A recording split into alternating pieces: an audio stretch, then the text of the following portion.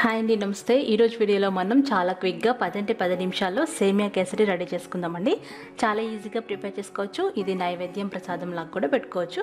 అది కాకపోయినా స్వీట్ తినాలనిపిస్తే ఫటాఫట్న 10 నిమిషాల్లో తయారు చేసుకోవచ్చు.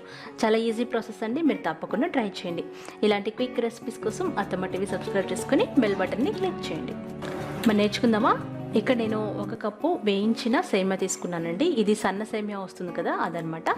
దీని బదులు మీరు లావుగా ఉన్న సేమియా కూడా తీసుకోవచ్చు. ఇక్కడ నేను 2 కప్పుల వరకు నీళ్ళని బాగా మరిగించుకుంటున్నాను.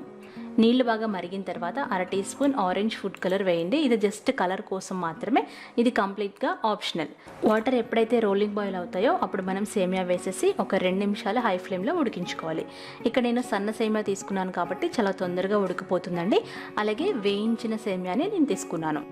ఒకవేళ సేమియా వేయించింది కాకపోతే 1 నిమిషం నేతిలో వేయించుకుంటే సరిపోతుంది. ఇలా ఒక 2 నిమిషాల్లోనే చాలా తొందరగా ఉడికిపోతుందండి ఈ సన్న సేమియా. దీన్ని మనం వడపోసుకోవాలి. వడపోసిన తర్వాత దాని మీద రూమ్ టెంపరేచర్ వాటర్ కొంచెం పోయాలి. ఇలా చల్లని నీళ్ళు పోస్తే అది ఇంకా ఉడికిపోకుండా ఉంటుందన్నమాట.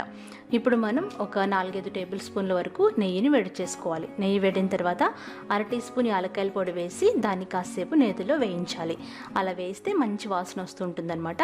ఇప్పుడు 3/4 కప్పు పంచదార అలాగే 1/4 కప్పు నీళ్లు పోసుకొని పాకం పట్టుకోవాలి. పంచదార మీ రుచిని బట్టి కొంచెం ఎక్కువ తక్కువ వేసుకోవచ్చండి. ఇక్కడ నేను 3/4 కప్పు వేసాను, అదైతే కరెక్ట్గా సరిపోతుందనమాట.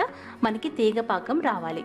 ఇలా తీగ పాకం వచ్చినప్పుడు మనం పక్కన ఫిల్టర్ చేసి పెట్టుకున్నాం కదా ఉడికించుకున్న సేమియా, అది వేసేసి ఉడికించుకోవాలి. అంతేనండి, చాలా ఈజీ, చాలా తొందరగా అయిపోతుంది.